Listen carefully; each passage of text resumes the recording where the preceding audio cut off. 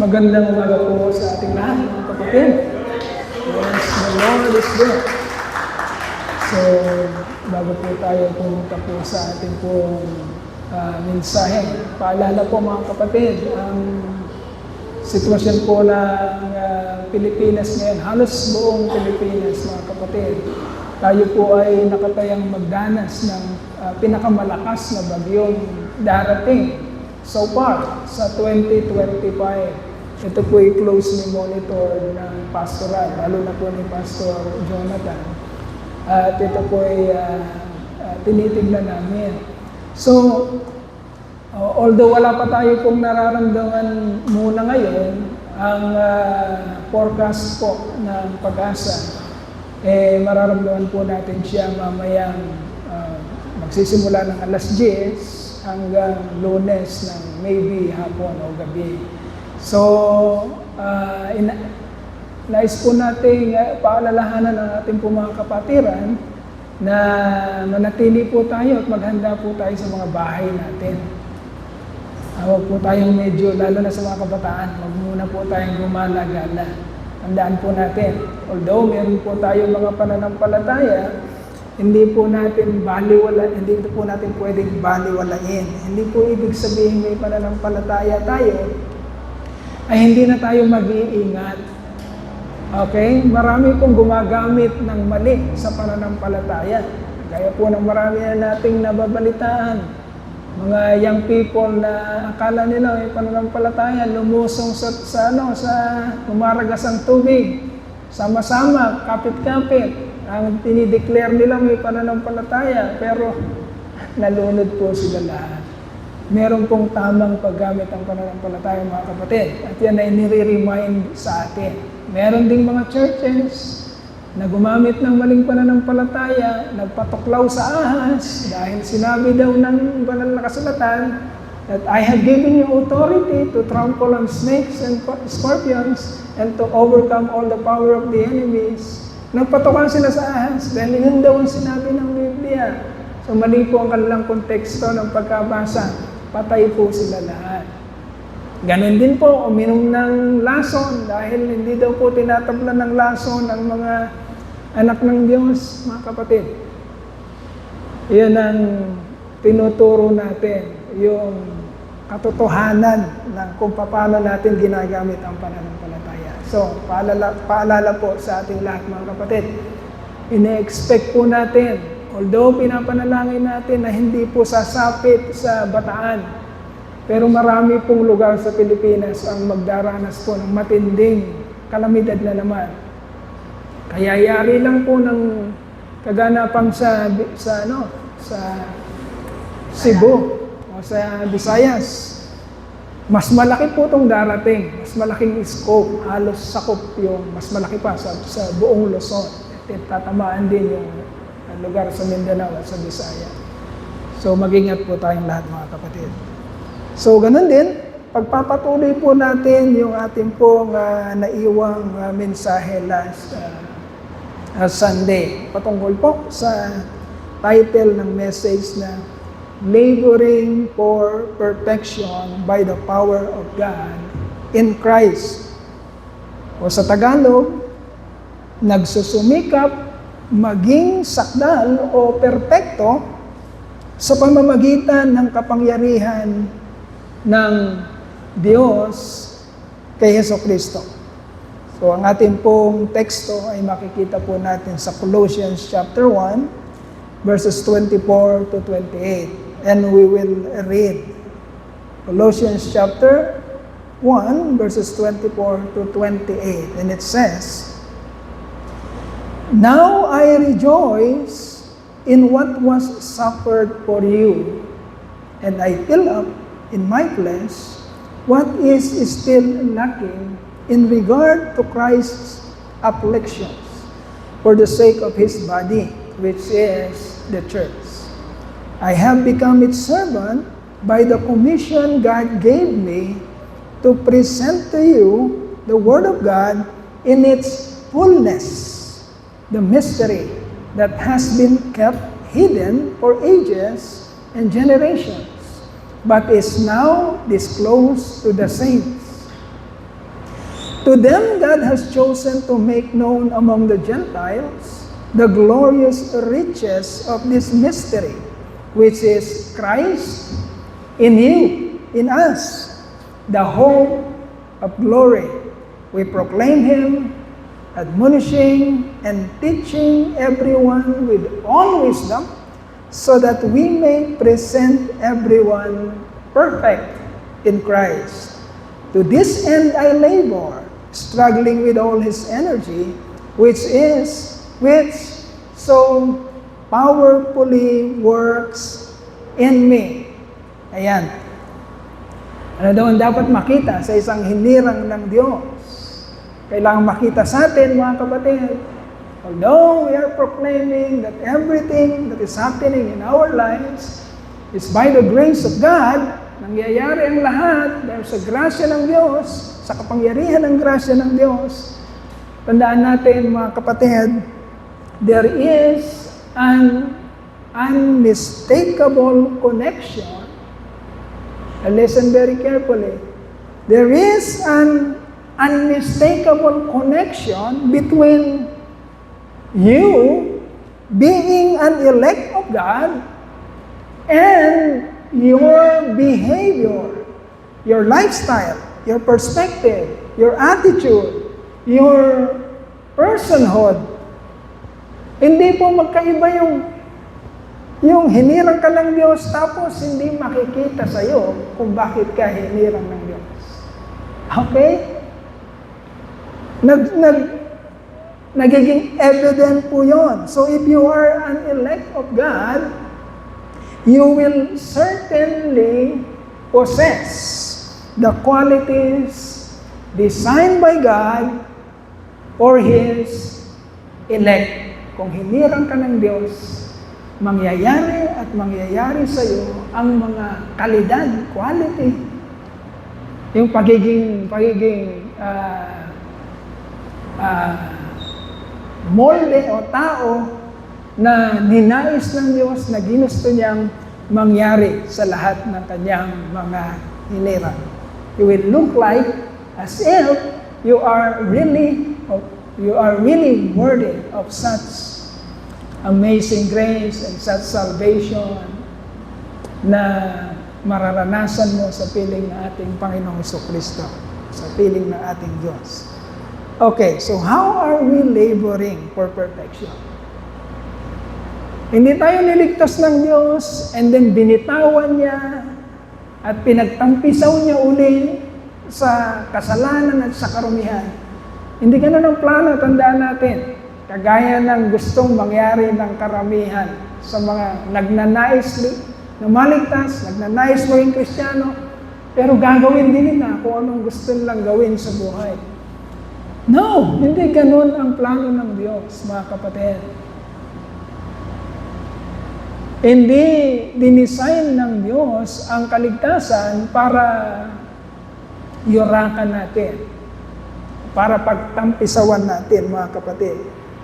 Ang hinirang ng Diyos ay makakakitaan ng isang buhay na kumukonforme, nagiging kamukha, na kung paano namuhay, paano pinakita ng Panginoon ang klase ng buhay na dapat sa isang mananampalataya. So napag-aralan na natin yung dalawang points last Sunday, and we will finish the last 2 points. So, point number 1, just for recapitulation, mga kapatid, how are we laboring for perfection? By the power of God. How do we labor for perfection? So we are, number 1, rejoicing in what is being suffered for God. Ang isang hinirang ng Diyos, mga kapatid, nasusukat mo ang katotohanan ng iyong paglilingkod sa Diyos. Nasusukat mo kung tunay ang paglilingkod mo sa Diyos sa pamamagitan ng nararamdaman mo, nararanasan mong kaligayahan. Okay? Pag sinasabi mo naglilingkod ka sa Panginoon, nagsiservisyo ka sa Diyos, pero hindi ka nakakaranas ng kaligayahan, meron pong problema yon mga kapatid. Dahil ang example ng Panginoon, pinapako siya sa krus. Sabi doon, by the joy set before Him, before Jesus Christ endured the cross of Calvary. Napagtagumpayan ng Panginoon ng cross ng Kalbaryo bilang serbisyo para maranasan natin, makamtan natin ang ating pong kaligtasan at ang buhay na ninanais niya sa atin, na meron pong kaligayahan sa puso. Hindi po ginawa ni Jesus Christ nang namamatay siya at nahihirapan siya, nasasaktan siya, ay sinumpa niya ang sanlibutan. Pambihira! Ang sakit nito, kayo kasi, yung mga kasalanan nyo kasi, walang ganong narinig kay Jesus Christ. Ang narinig kay Jesus Christ ay kaligayahan.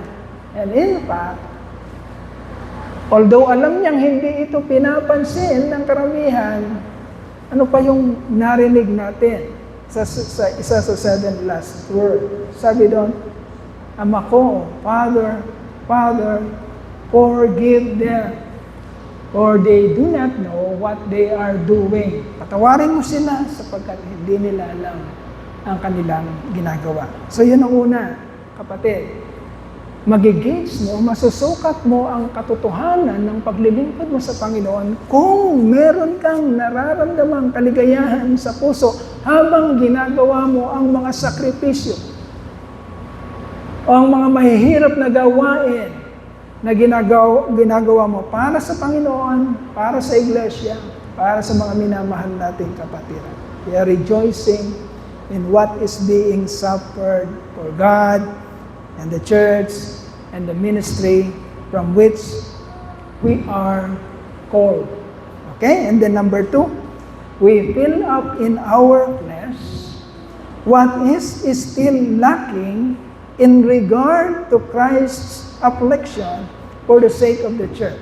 So, pinaliwanag natin last Sunday, ang ibig sabihin ng we fill up in what is lacking, mga kapatid, hindi ibig sabihin nito na kulang ang ginawa ni Jesus Christ. Hindi po.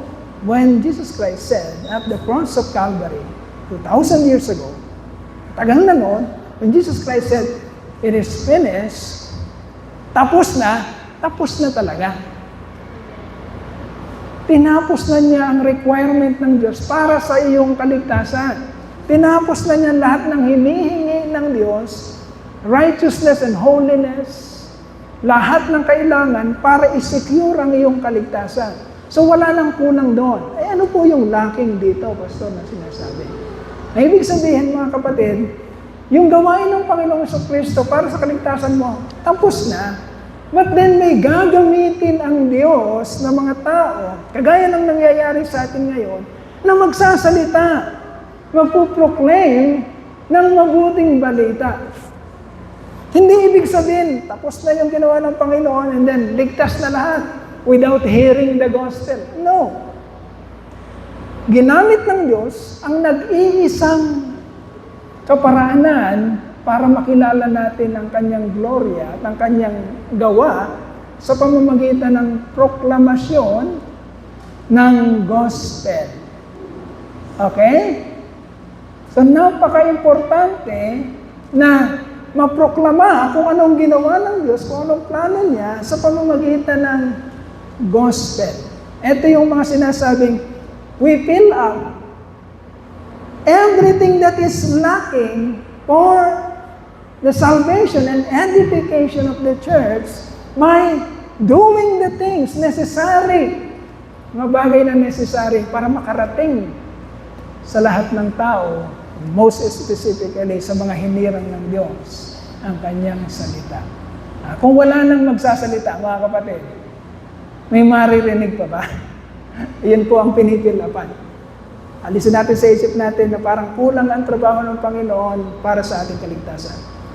Tapos na, binabalita na lang at ginagampanan natin ang ating mga calling. Hindi lang yung proklamasyon ng salita.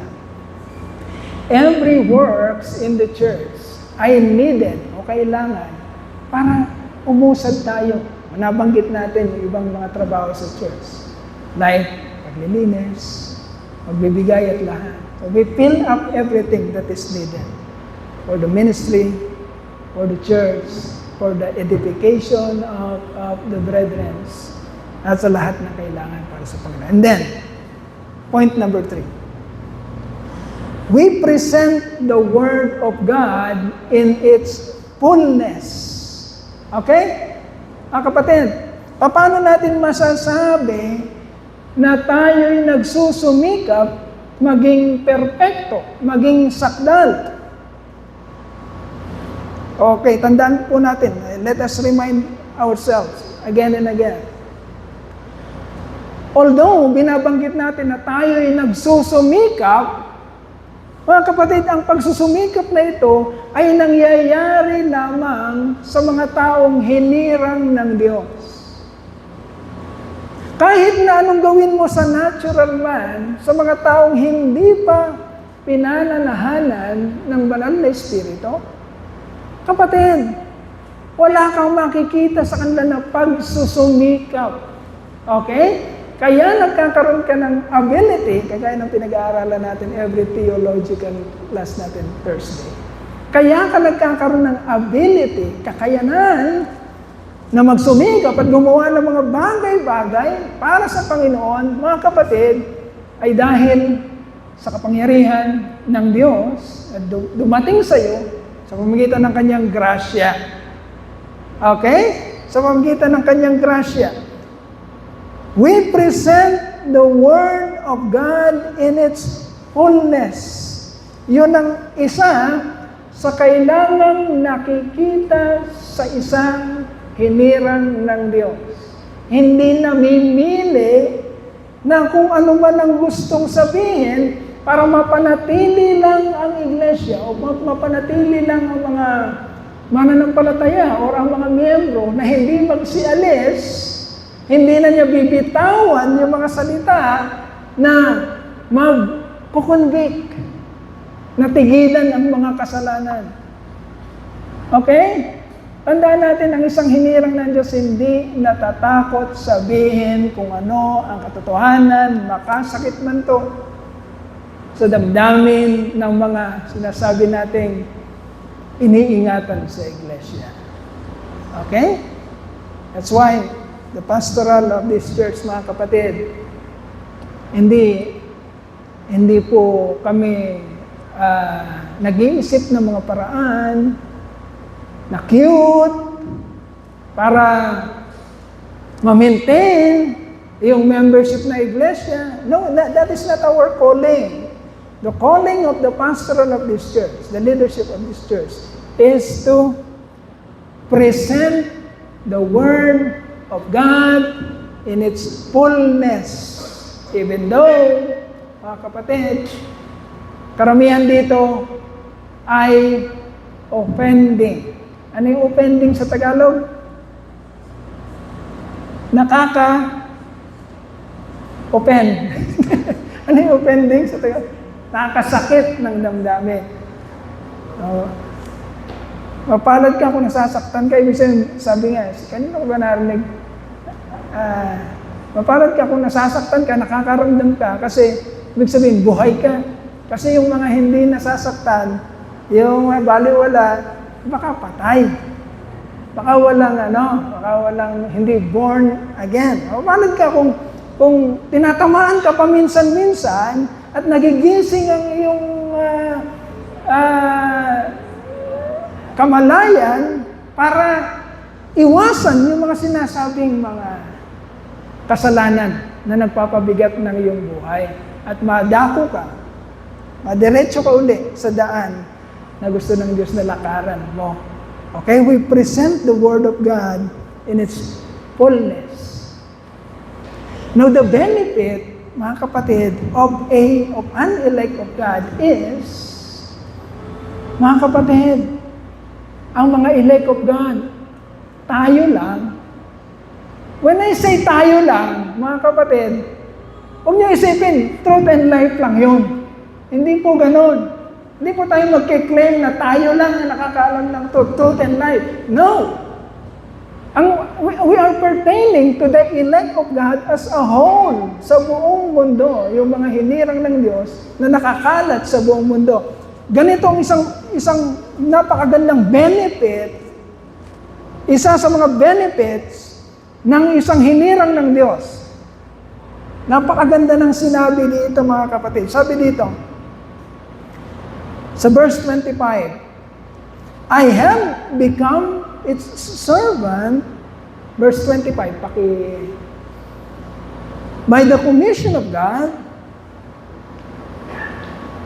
25, I have become its servant by the commission of God, by the commission of God, commission God gave me to present to you the Word of God in its fullness, kabuuan. Now your benefit as an elect of God, listen very carefully, tatanggapin mo ng buong buo ang salita ng Diyos. Walang ibang nagbe-benefit ng ganoon, nakakaunawa, nakakarinig, nakakaunawa, tumatanggap ng buong buo ang salita ng Diyos maliban sa kanyang mga hinirang. Ano ba yung mga salita na yon? At sabi diyan sa verse 26. Listen very carefully. Verse 26. Nandiyan na ba verse 26? Ayan. Tingnan niyo mabuti gaano ka-espesyal ang isang hinirang ng Diyos. Ano yung tinatanggap mo? Ano yung naunawaan mo na hindi naman nauunawaan ng karamihan at lalo't higit, hindi naunawaan ng mga nauna sa iyo. Yung mga nabuhay pa dati, hindi nila naunawaan. Hindi naman lahat.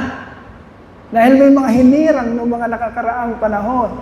Ibig sabihin, ano yung benefit na ito na tatanggapin mo sa Diyos? Sabi dito sa verse 26, the mystery that has been kept hidden for ages and generations, but is now disclosed to the saints.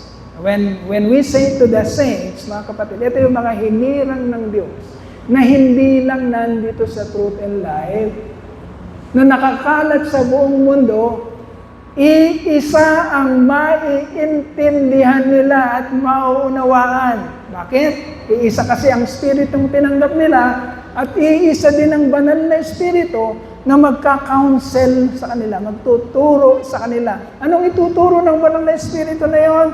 The mystery that has been kept hidden for ages and generations. Wow, espesyal mo, kapatid, napaka-espesyal mo. Merong tinatago-tago ang Diyos na misteryo, na sikreto. Tinago sa iba, pero ibinulong sa'yo, badet.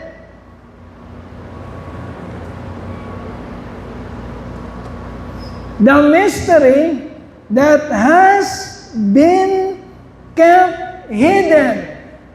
Tinago. Saan tinago? For ages. Kanino tinago? For generations.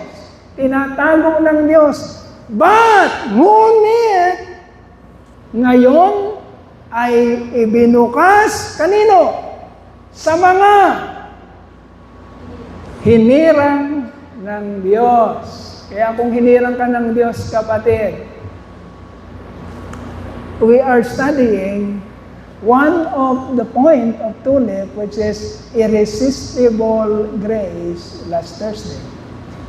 Kapag hinirang ka ng Diyos, you cannot resist. Hindi mo mapipigilan ang pagdating sa iyo ng sikreto ng Diyos. Bakit? Iyon ang niloob niya. Nakatago sa iba, nakabukas sa iyo. Kaya sinabi ng Panginoon, sa iba, makinig man ng makinig. Ano sabi ng Panginoon? Makinig man sila ng makinig, hindi sila makaunawa. Tumingin man sila ng tumingin, wala silang nakikita. But, for you, if you are an elect of God, the mystery that has been kept is now disclosed to you.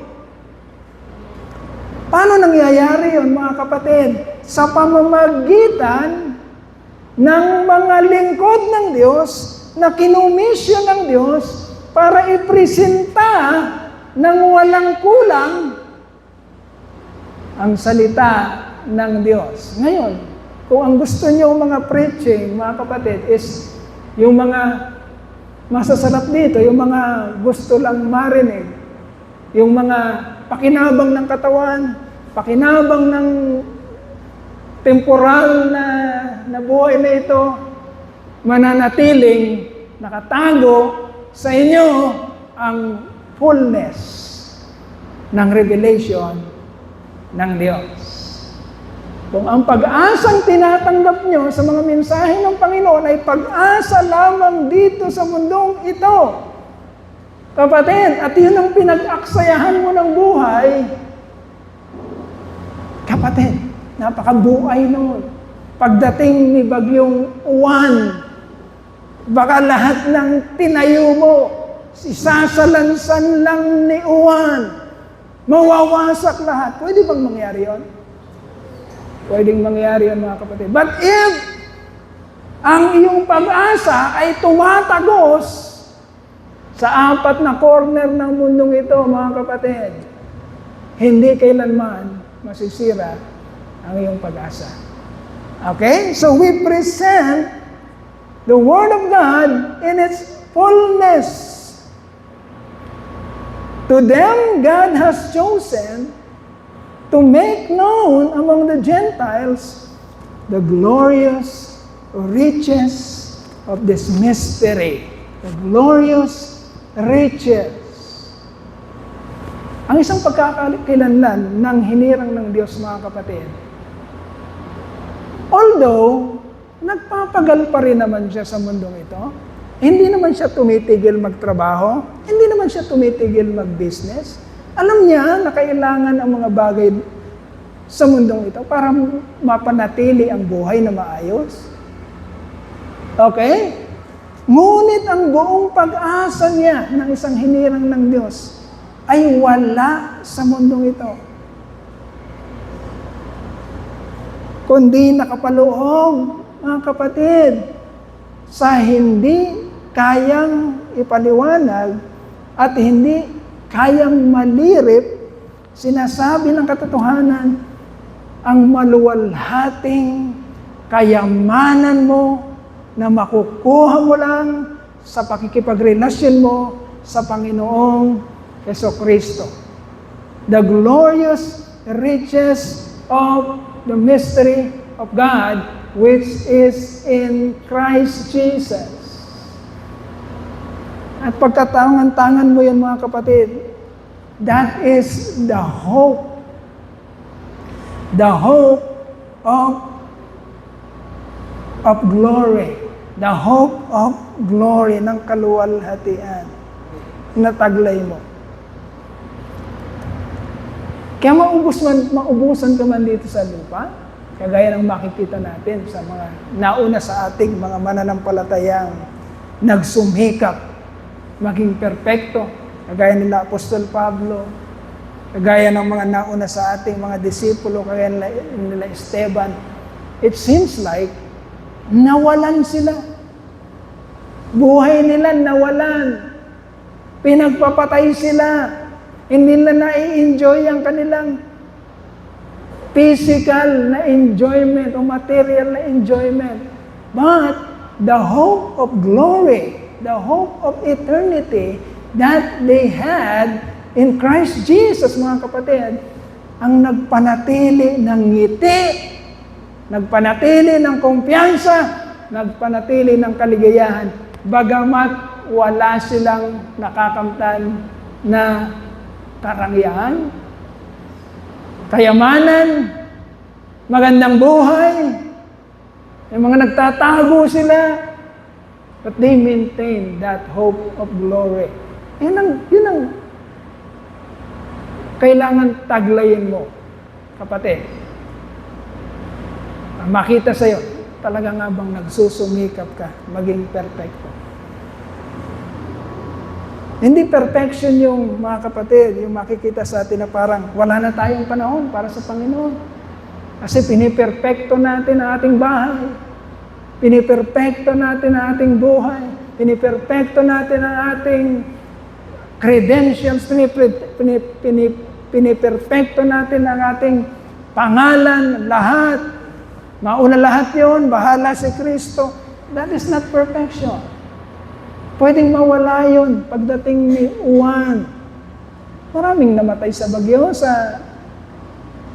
Anong lugar to? Cebu. Maraming mga properties na sinalansan lang ng bagyo sa Cebu. Although nalulungkot tayo, but we know that God is allowing everything. We know that. We know the sovereignty of God in everything. Walang sasapit at mangyayari na hindi saklaw ng pangunguna ng Diyos. We know that.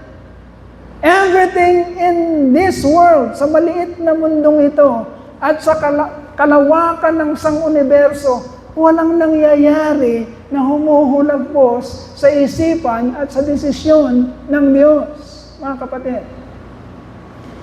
And that's why tinuturuan tayo. Ano ba ang importante sa atin? Tandaan natin, lahat ng pwede nating angkinin na ginawa natin, pinaghirapan natin, kung hindi yan pasok sa kaluwalhatian at sa gloria ng Diyos, kapatid, alam na natin ang pwedeng mangyari isang araw, pwedeng salansanin lang yan ng Diyos. Gaya ng nakita natin mga sasakyan nakasalansan sa lansangan nung dumating ang dilubyo. So we present the Word of God in its fullness. Okay? Hindi natin pinipigilan ang Diyos sa kanyang pangungusap kung ano talaga ang nais niyang sabihin, bagamat ang karamihan dito will be ano yun? Nakaka-open sa mga nakakarinig. Okay, and lastly, number 4, we proclaim, we admonish, we teach Christ to everyone with all wisdom. Okay? Our perfection, mga kapatid, tandaan natin, ay ang hindi lamang natin marinig, hindi lang natin marinig kung sino si Kristo at maunawaan kung sino si Kristo, kundi ang buhay na niloob ng Diyos na ibigay sa iyo ay maging kamukha ng Panginoong Hesukristo. Huwag niyo iisipin, huwag natin iisipin mga kapatid na parang ano naman yun, pastor parang imposible naman na maging kamukha tayo ni Jesus Christ. Imposible. Of course, pag pinag-usapan natin mga kapatid ang ating mga sarili, pag tinignan nyo si Pastor Doy, kung kilala nyo ang personalidad ni Pastor Doy mula pagkabata at lahat, sasabihin nyo, talagang kilala nyo ako ng lubusan, never na never magiging kamukha ni Hesukristo si Pastor Doy o si Doy.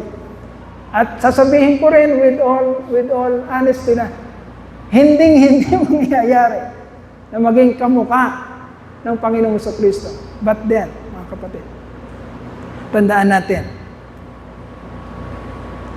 tayo'y hinirang ng Diyos, binuhay ang Espiritu, pinagkaloob ang namamahay at nakikipamuhay ng banal na Espiritu sa atin.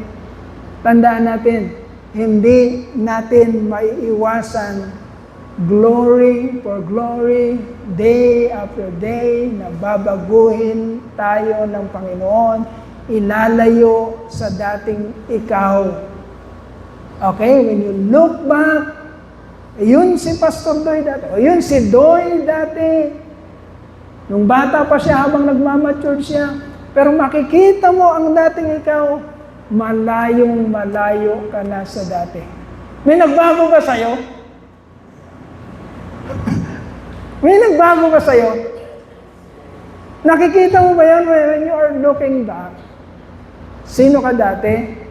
Sa tingin mo, malaki na bang nagbago sa'yo? O ikaw pa rin yan? O yung mga weaknesses mo, kesa sa humina yung weakness na yun, parang mas matindi ka pa ngayon kesa dati. Hindi na babago.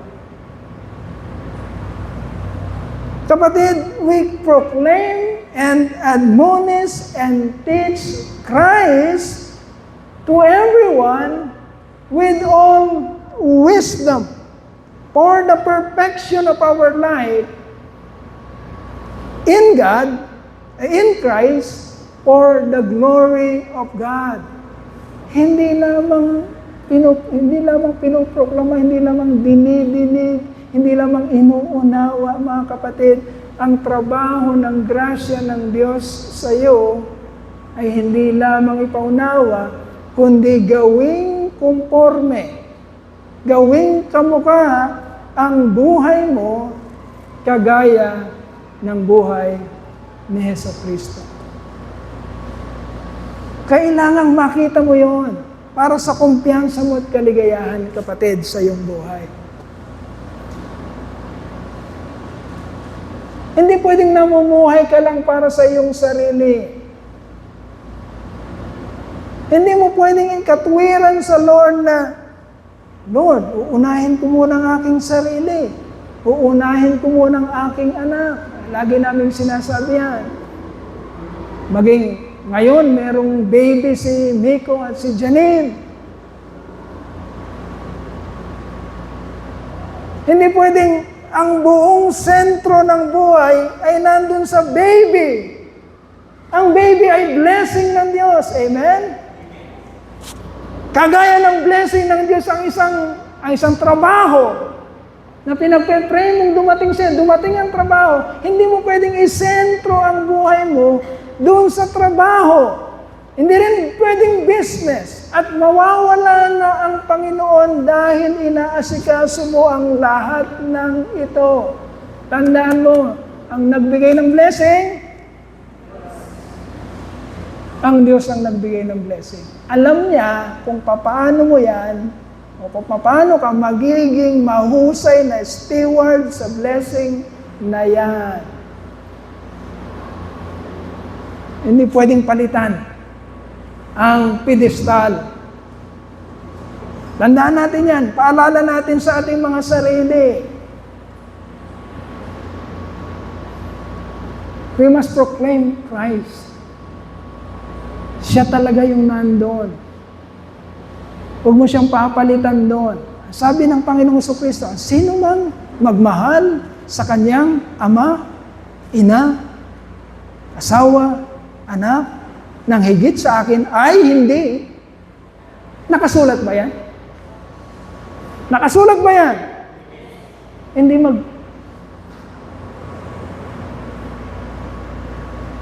But our God is not, ang tawag doon sa term, megalomania.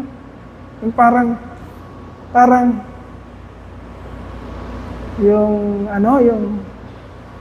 hindi siya yung tipong hihingan ka ng mga bagay na parang ikaw ang magdurusa kapag hiningi niya sa'yo. No. Hindi ganun ang ating Diyos, mga kapatid. Pag sinabi niyang uunahin mo siya, kasi yun ang tama at yun ang magbibigay ng kaligayahan sa iyong kapatid. Huwag mong babaguhin yun. Huwag mong babaguhin ang design ng buhay ng tao, kapatid.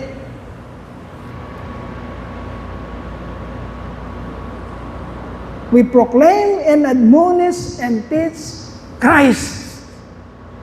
Siya ang nasa pedestal, hindi tayo, hindi ang asawa, hindi ang anak, hindi ang business, hindi ang trabaho. Siya. Pag inuna mo yon, there will be consequences. And listen very carefully, mga kapatid. Tandaan natin, there will be consequences pag hindi natin inuuna ang ating Diyos. Hindi ka pwedeng mga tuwiran sa Kanya, kasi naman Lord, ganito. No, no, no, no, no. This is my design. This is the specification of my design. This is my plan. This is my blueprint. I am the architect. I am the engineer. I am also the worker. Sumunod ka kung ano ang dinisign ko. Huwag mong papalitan yon, anak. Okay? We proclaim Christ, even though it is offending. But that is the truth. The truth will set us free and will deliver us to salvation, mga kapatid. Yan ang dapat makita sa atin. Okay? Mukhang mahirap, mga kapatid, na ma-display sa isang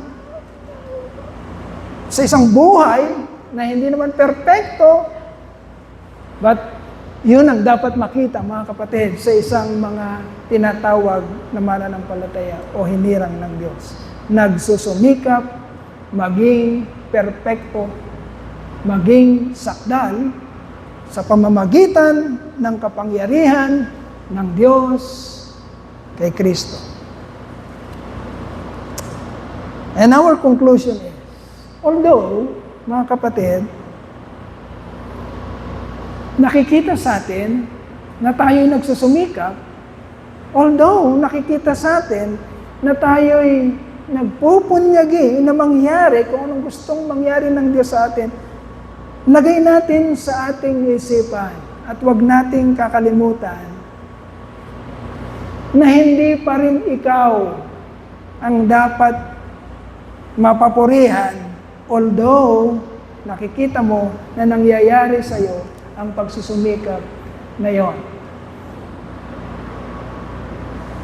All this laboring for perfection, all this striving for glory, my dear brethren, is made possible only by the grace of God, which is actively and powerfully working in an elect's life. We will close with this verse 29 of our text. Verse 29 of our text. To this end I labor, sabi ni Apostol Pablo. Sa mga bagay na ito, kaya ako nagsusumikap, kaya ako nagtatrabaho.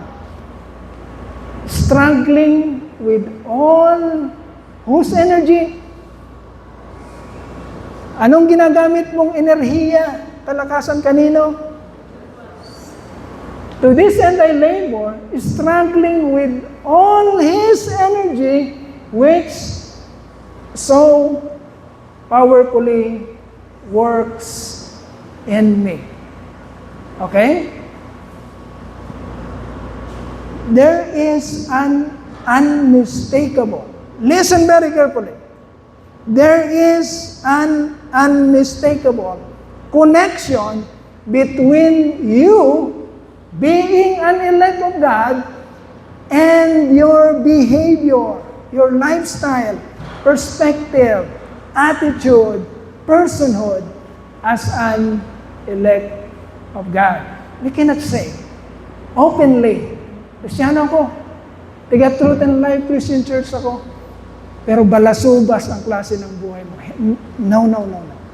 It can't be. Hindi pwedeng mangyari yon sa isang hinirang ng Diyos. You cannot claim the holiness and righteousness of God, and at the same time, nagbababad ka sa kasinungalingan, nagbababad ka sa karamihan, nagbababad ka sa kasalanan. Dumating na ang mundo, mga kapatid, na ginagamit ng sangkatauhan ang salitang salvation, kaligtasan, grasya ng Diyos, para maprotektahan nila ang kanilang sinasabing kumpiyansa ng kaligtasan. Ngunit, nagtatampisaw sa kamunduhan. Now, we are preaching the true gospel, my dear brethren. It is true that Christ died for you. It is true that salvation is secured. It is true na wala nang kulang sa ginawa ng Diyos at pinrovide niya sa atin ang kaligtasan. Yes, it is true. But it is true, applicable only to the elect of God, which is their life, mga kapatid, ay pinagplanuhan na ng Diyos.